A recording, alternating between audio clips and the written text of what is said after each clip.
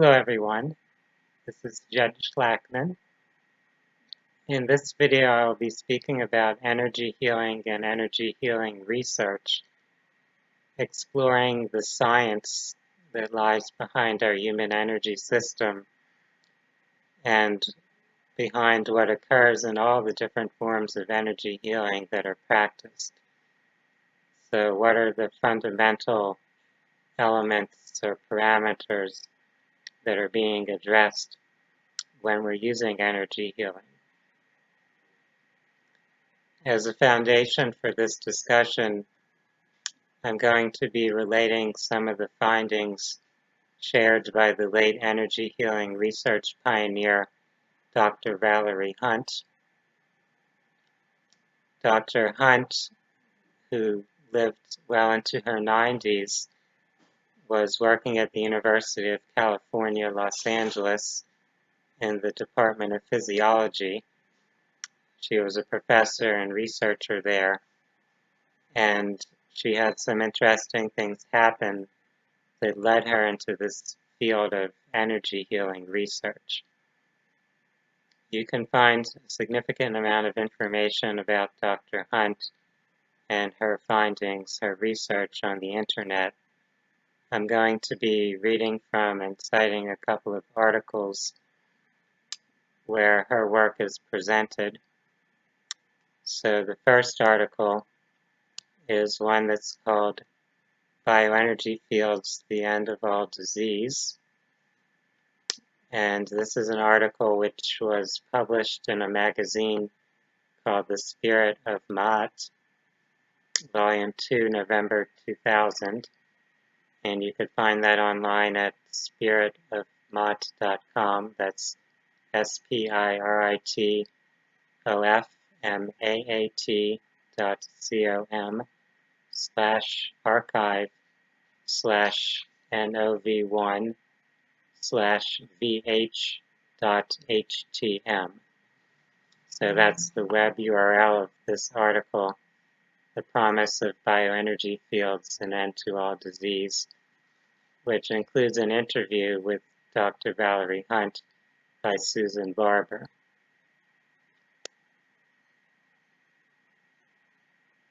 So looking at the beginning of Dr. Hunt's work, at the time that article was written, she was an emeritus professor in the UCLA Department of Physiological Sciences. And for 40 years, she'd been a physiology researcher and professor. She is considered to be the first to discover through research the relationship between changes in bioenergy fields and human behavior and experience. And here's a quote from Dr. Hunt. She says, "When I was at UCLA in the early 1970s, one of my graduate students wanted me to explain what was occurring physiologically when she was involved in trance dancing. This student had actually spent several years in Haiti involved in indigenous dancing. Prior to her dance, I placed sensors on her body designed to measure the muscle tissue and basic organ vibrations. But, lo and behold, the data from the electrodes showed frequencies that seemed to originate from a source other than her physical systems. I repeated these tests many times, and I realized that I had discovered a dynamic field of energy surrounding the human body that had never been recorded by scientific instruments. The readings are done via bipolar contacts, like the nodules used in doing an EKG, that takes readings from the surface which go into a small radio system and can then be broadcast. But Dr. Hunt's instruments were not capable of picking up the full range and intensity of the fields that she now wanted to study. EMG instruments, for example, pick up only frequencies from 0 to 250 cycles per second, or hertz. EEG and EKG devices register only as high as 100 and 150 hertz, respectively. This deficiency of standard medical devices to report on the human bioenergy field led Dr. Hunt to seek help from the scientists who developed telemetry devices for NASA.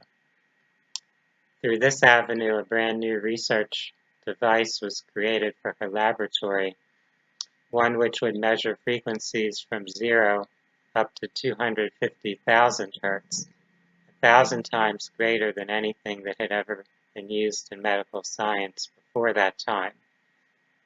Dr. Hunt has called this device the aurimeter. Hunt's excitement over what she had learned took her to China and other parts of East Asia, where she studied acupuncture and anesthesiology, later returning to the United States and participating in the first worldwide acupuncture conference at Stanford University.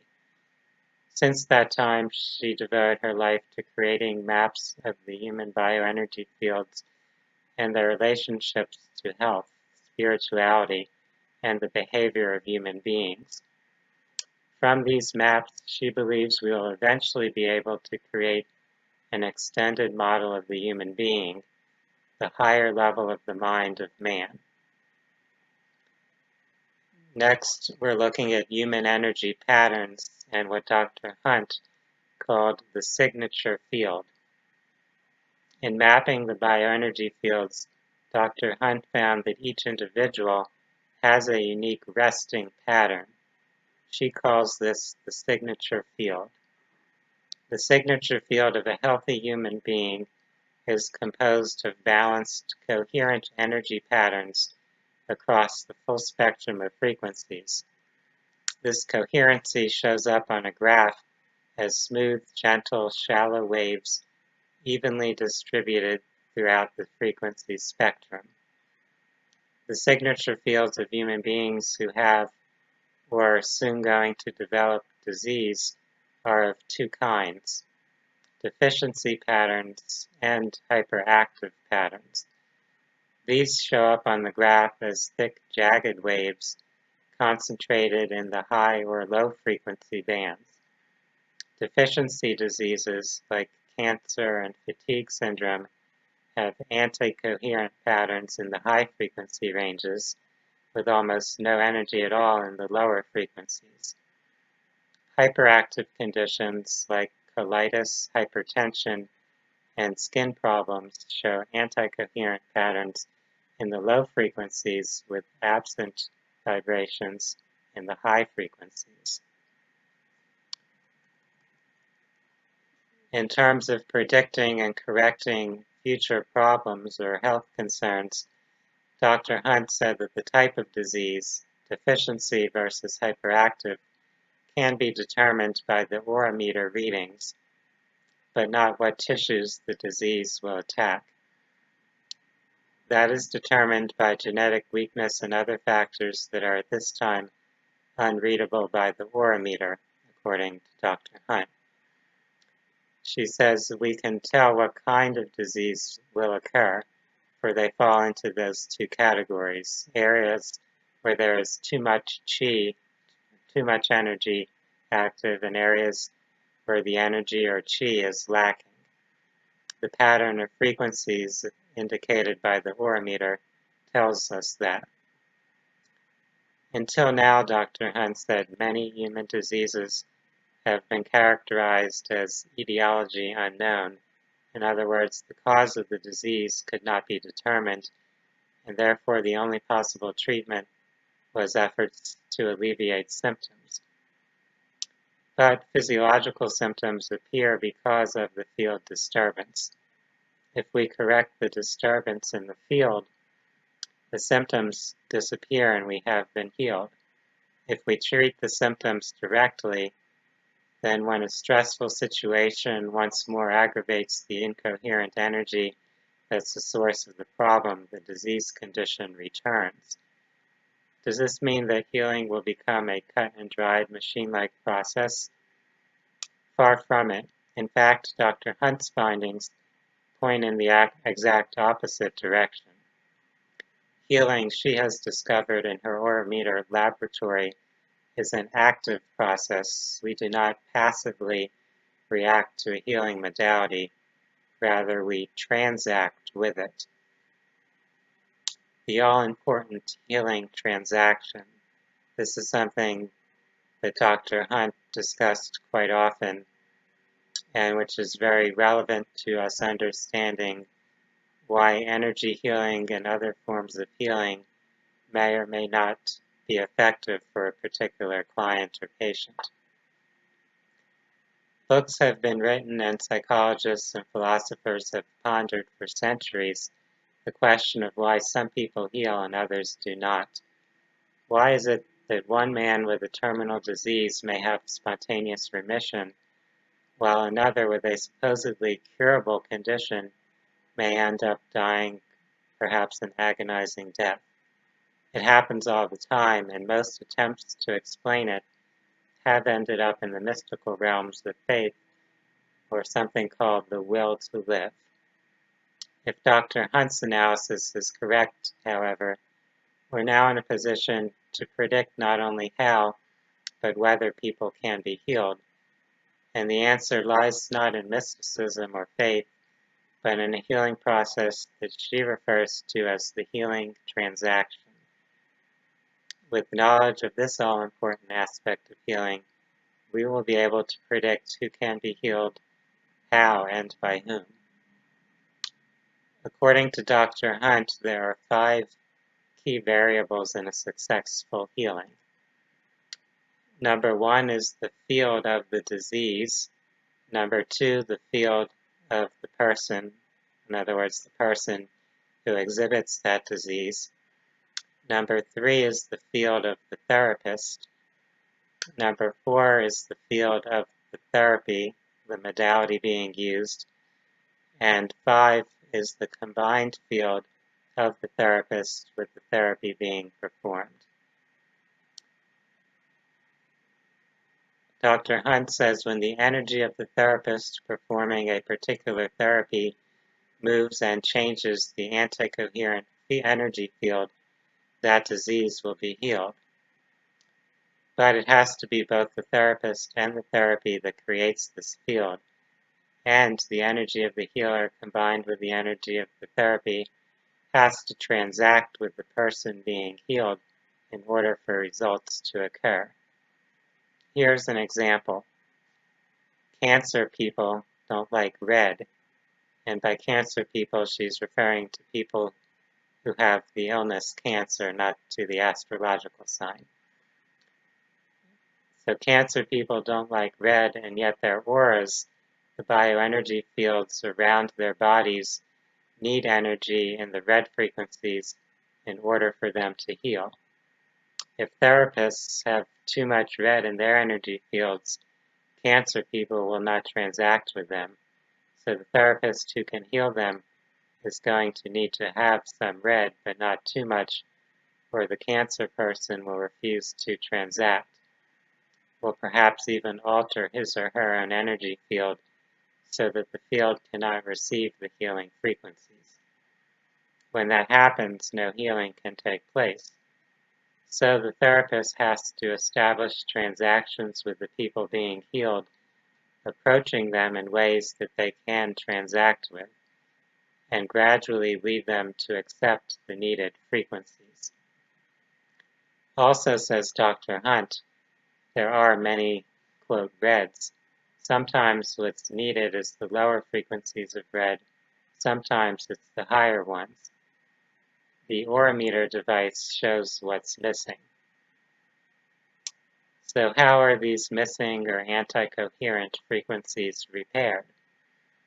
Dr. Hunt has described a range of treatments for various levels of human problems, from the lowest, the tissue level, to the highest, the soul level. You can read about this more fully in an article she wrote called Healing with Electromagnetic Energy. In that article, she describes the use of movement, music, and inner imagery techniques for healing.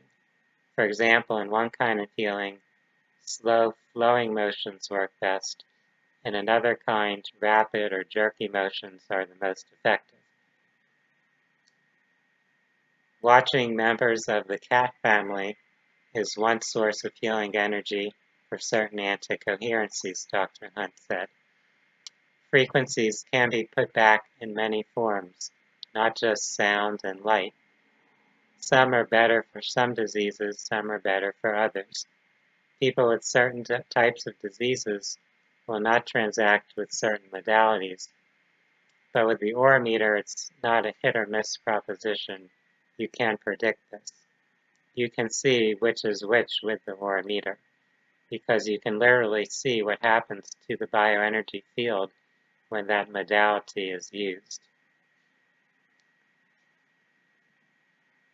Dr. Hunt then makes a comparison between allopathic medical practice, what we think of as conventional Western medicine, and these energetic healing modalities.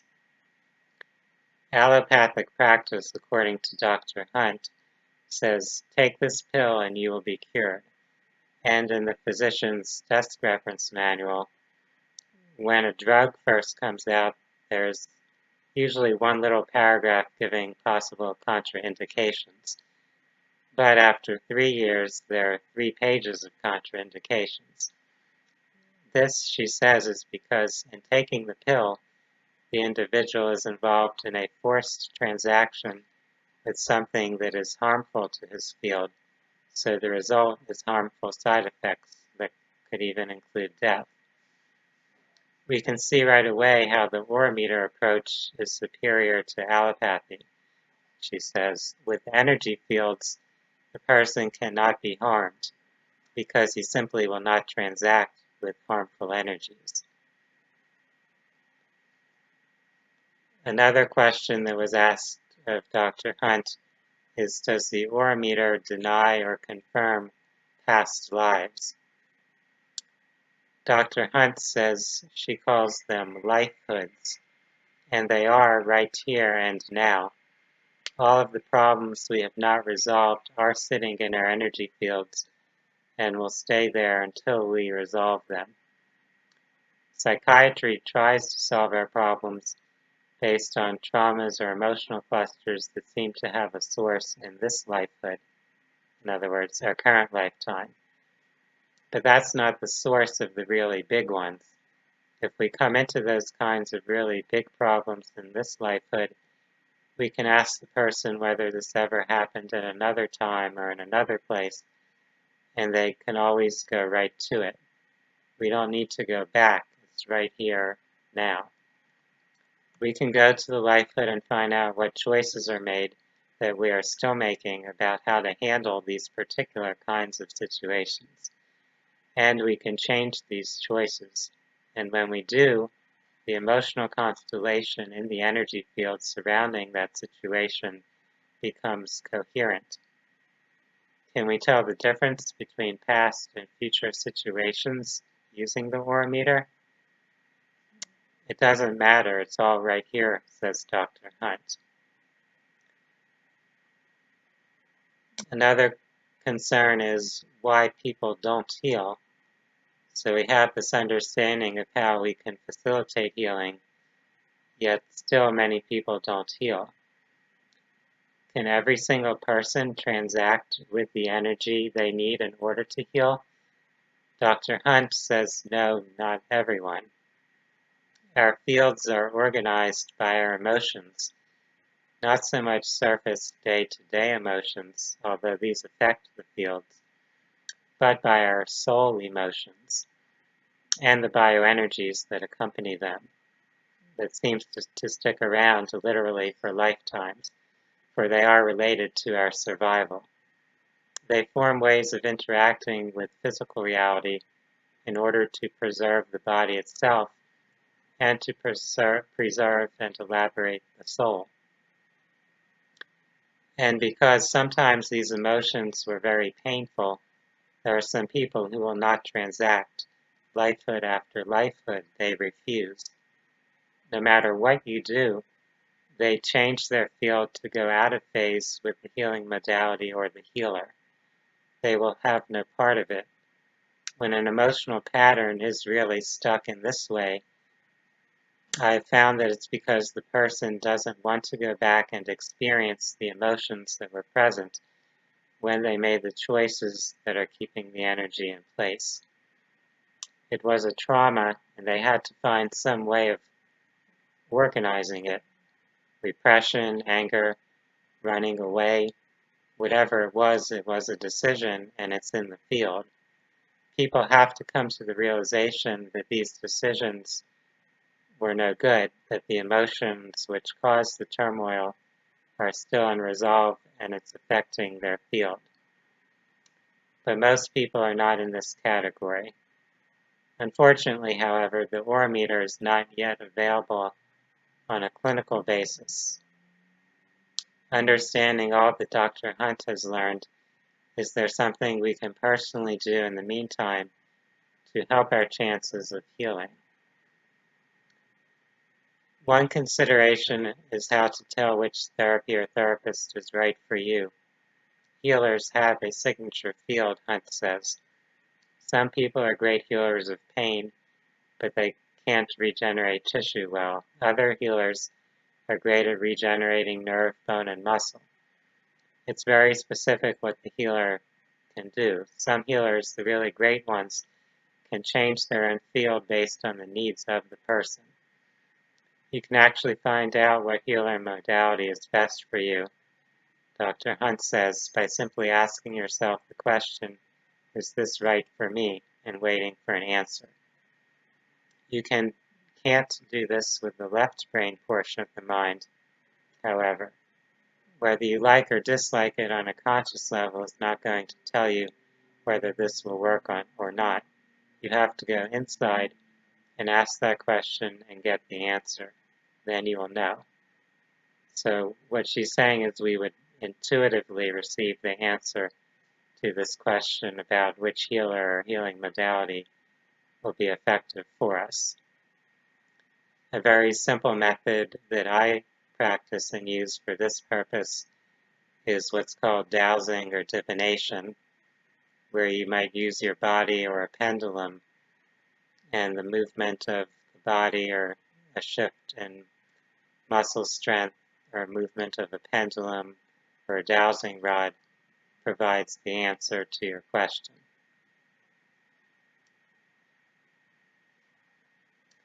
So at the time of that particular interview, the aura meter was something that was really just in the research domain. It wasn't really available to any significant extent in the public domain in clinical practice. However, over the years, there has been a growing interest in those types of electromagnetic biofeedback devices.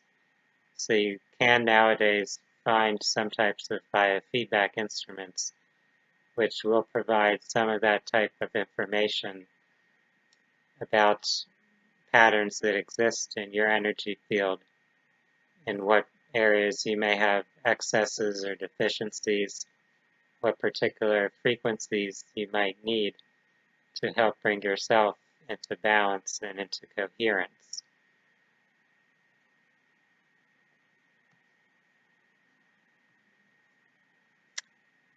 Another interview and article that I'm going to share a little bit from Dr. Hunt is from a blog called Health on the Edge. And here this particular article is called The Human Energy Field, an interview with Valerie V. Hunt, PhD.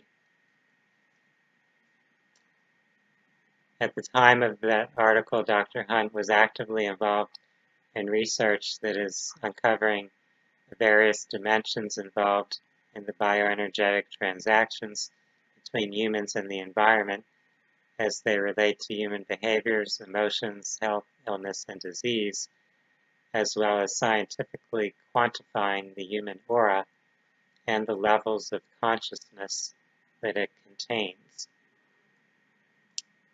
We can understand that this aura or energy field actually contains everything about who we are. Information about past experiences, and future experiences, information about our thoughts and our beliefs, about our emotions, and about the functioning of the physical body and the blueprint or information that's used to construct and maintain our physical body. Here, this interviewer asked Dr. Hunt, "Your research shows that disturbances in the body's bioelectromagnetic field rather than biochemical imbalances are the primary cause of disease and malfunction. That being the case, how did biochemistry come to be the underlying basis for the diagnosis and treatment methods of orthodox or conventional medicine?" And her reply here is that we got into this state back in the 18th century when medicine started to become more serious about finding scientific evidence to support medical theory and practice. At that time, the field of chemistry was the most scientifically advanced, well before the study of electromagnetism occurred. The researchers of that era began to investigate biochemical changes, and when they did their experiments, they could see biochemical differences. So that's where it started.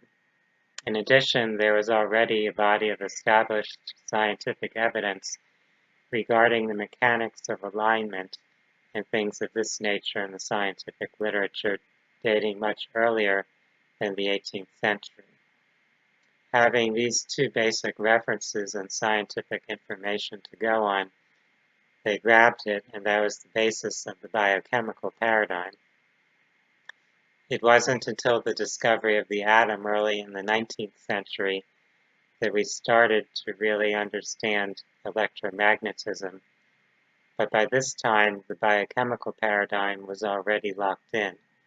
The first research into electromagnetism was also concerned only with material substance. It had to do with atoms and the physical things of the earth.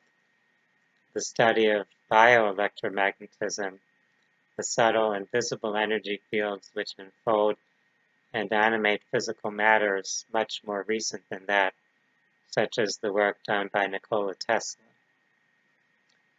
So this is a brief history of why energy field medicine, alternative medicine, or whatever you wish to call it, has been late in coming.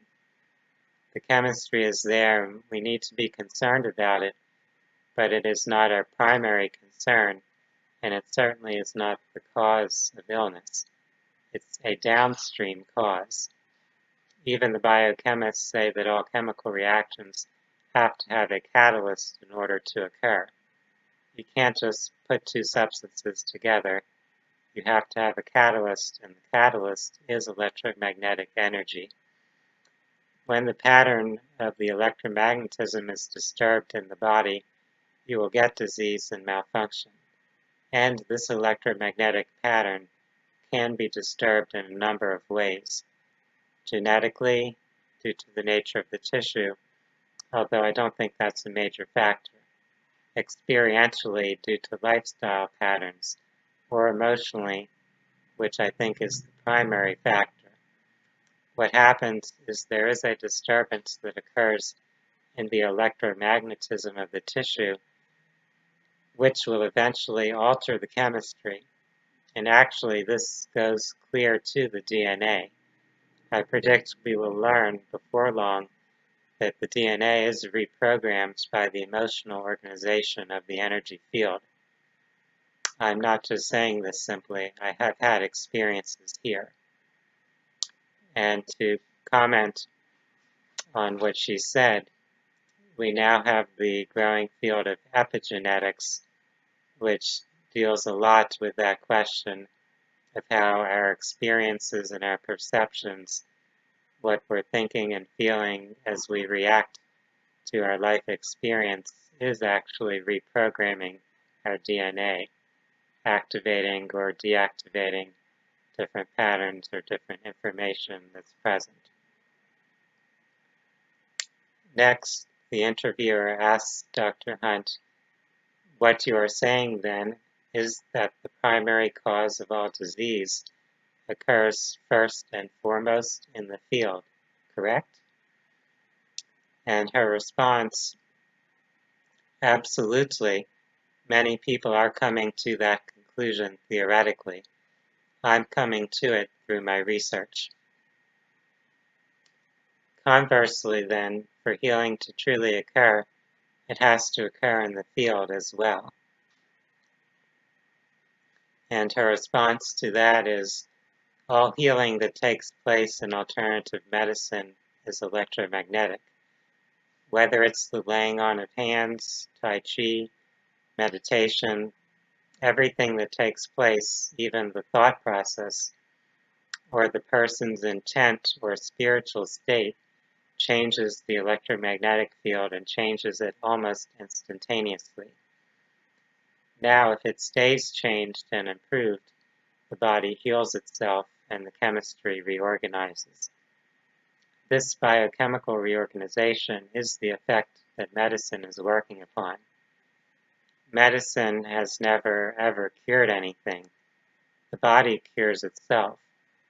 Sometimes in emergency situations, we need the offset of biochemistry, but not as a cure of disease. It never has cured disease, and it never will cure disease.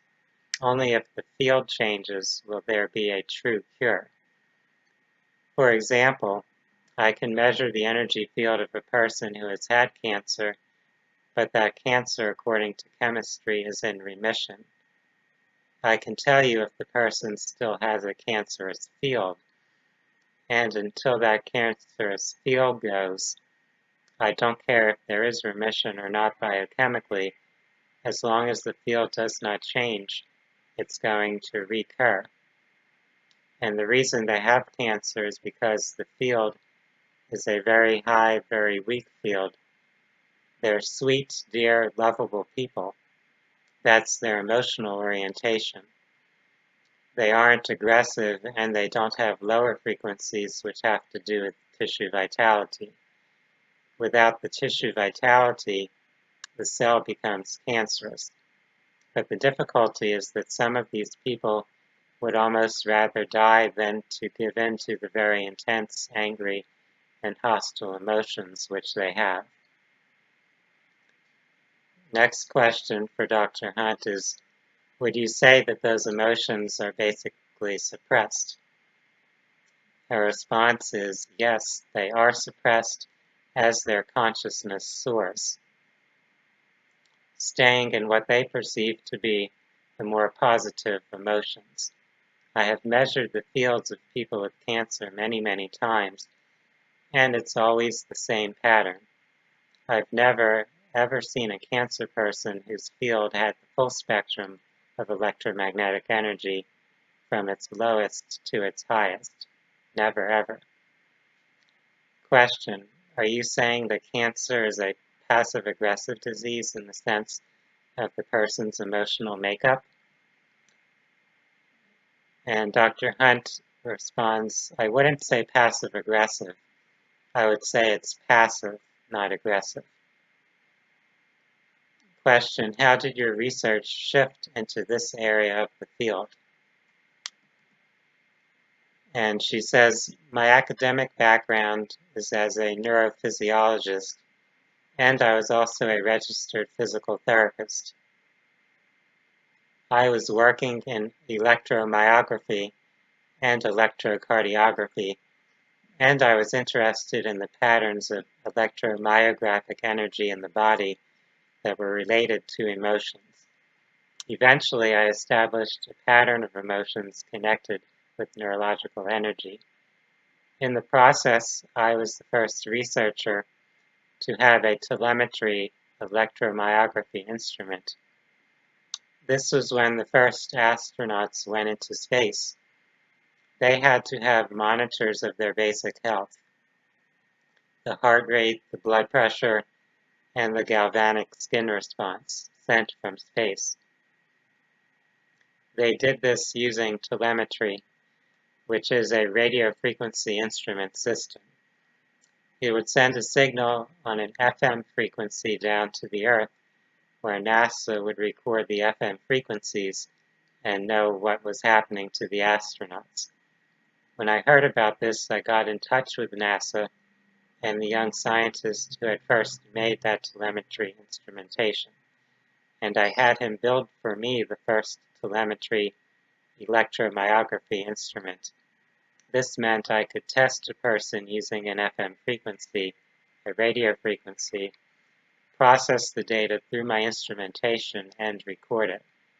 And when I did this, I found the electromagnetic energy field.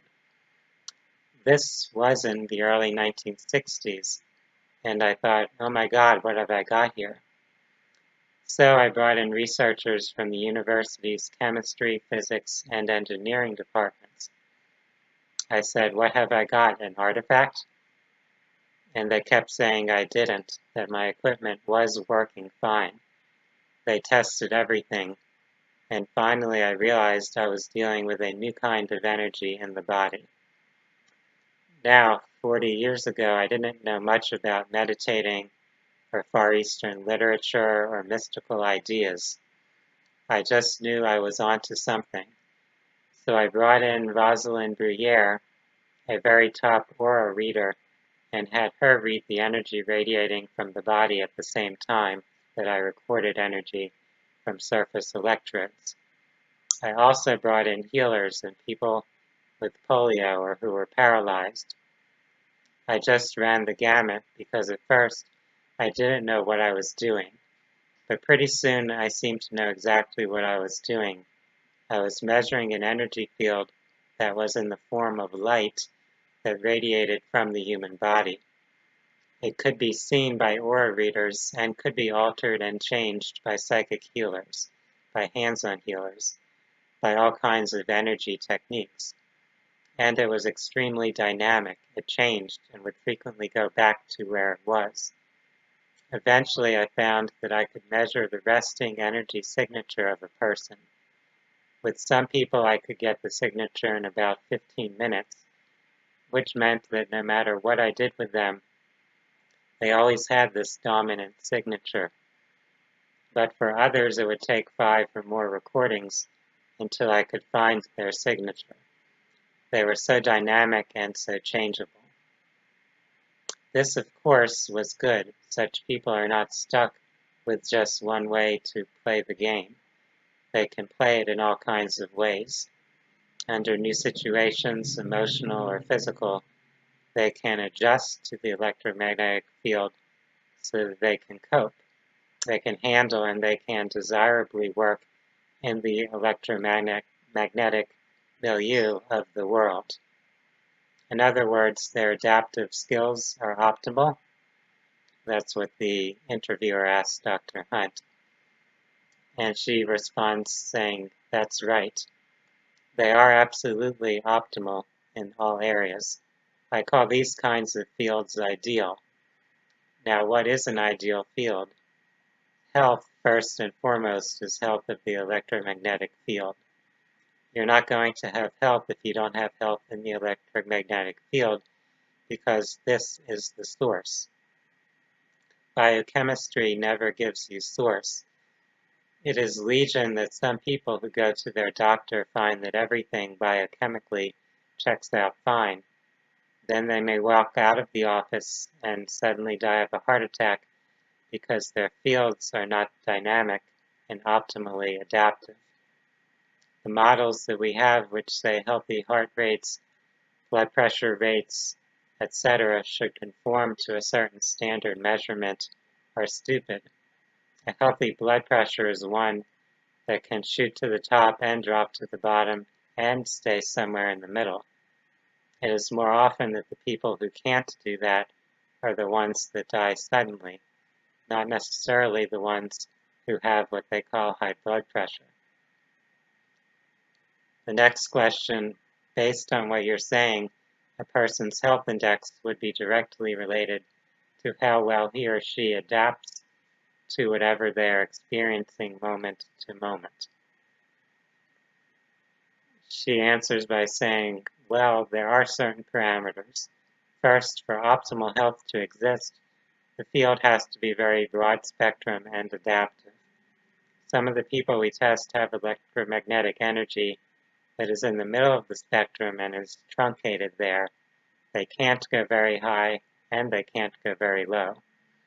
They seem to dribble through life and struggle. Then there are the people, such as those who practice certain types of meditation, whose frequencies are extremely high, so that if something happens in the world, they don't respond on the middle or lower branches.